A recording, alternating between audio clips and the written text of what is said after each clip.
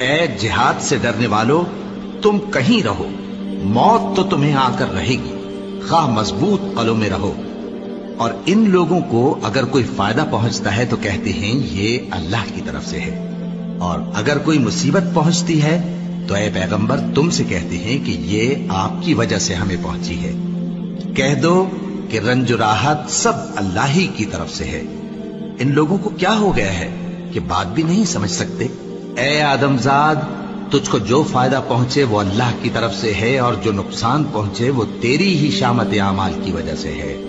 اور اے نبی، ہم نے تم کو لوگوں کی ہدایت کے لیے پیغمبر بنا کر بھیجا ہے، اور اس بات کا اللہ ہی گواہ کافی ہے۔ جو شخص رسول کی فرما برداری کرتا ہے تو بے شک اس نے اللہ کی فرما برداری کی، اور جو نافرمانی کرے تو اے پیغمبر تمہیں ہم نے ان کا نگہبان بنا کر۔ اے انسان، تجھ کو اپنے رب کریم کے بارے میں کس چیز نے دھوکہ دیا؟ وہی تو ہے جس نے تجھے بنایا، پھر تیرے اعضاء کو درست کیا اور تیری قامت کو معتدل رکھا، جس صورت میں چاہا تجھے جوڑ دیا۔ مگر افسوس تم لوگ جزا کو جھٹلاتے ہو، حالانکہ تم پر نگہبان مقرر ہیں، یعنی معزز کاتبین۔ جو کچھ تم کرتے ہو وہ اسے جانتے ہیں۔ بے شک نیکوکار نعمتوں کی بہشت میں ہوں گے، اور بدکردار دوزخ میں، یعنی جزا کے دن اس میں داخل ہوں گے، اور اس سے چھپ نہیں سکیں گے۔ اور تمہیں کیا معلوم کہ جزا کا دن کیسا ہے؟ پھر تمہیں کیا معلوم کہ جزا کا دن کیسا ہے؟ جس روز کوئی کسی کے کچھ کام نہ آ سکے گا، اور حکم اس روز اللہ ہی کا ہوگا۔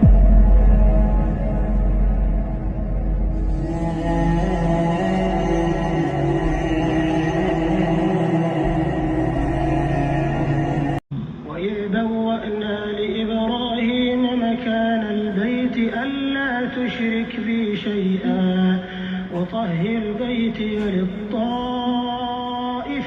والقائمين والركع السجود. And remember when we prepared for Abraham the place of the holy house, saying, ascribe.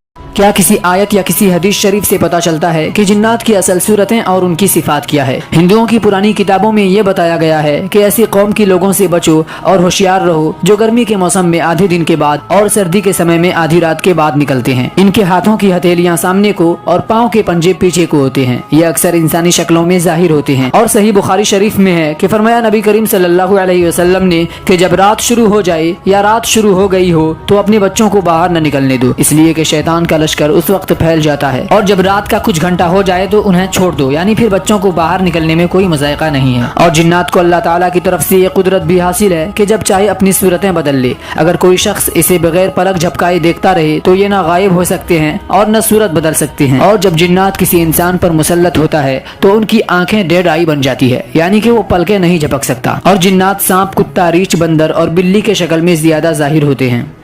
وہی جس نے ہر چیز کو بہت اچھی طرح بنایا، یعنی اس کو پیدا کیا، اور انسان کی پیدائش کو مٹی سے شروع کیا، پھر اس کی نسل ایک قسم کے خلاصے سے یعنی حقیر پانی سے بنائی، پھر اس کو درست کیا، پھر اس میں اپنی طرف سے روح پھونکی، اور تمہارے کان اور آنکھیں اور دل بنائے، مگر تم بہت کم شکر کرتے ہو۔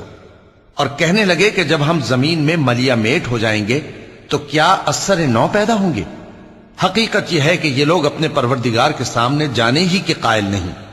کہہ دو کہ موت کا فرشتہ جو تم پر مقرر کیا گیا ہے تمہاری روحیں قبض کر لیتا ہے، پھر تم اپنے پروردگار کی طرف لوٹائے جاؤ گے، اور تم تعجب کرو جب دیکھو کہ گناہگار اپنے پروردگار کے سامنے سر جھکائے ہوں گے اور کہیں گے کہ اے ہمارے پروردگار، ہم نے دیکھ لیا اور سن لیا، تو ہم کو دنیا میں واپس بھیج دے کہ نیک عمل کریں، بے شک ہم یقین کرنے والے ہیں۔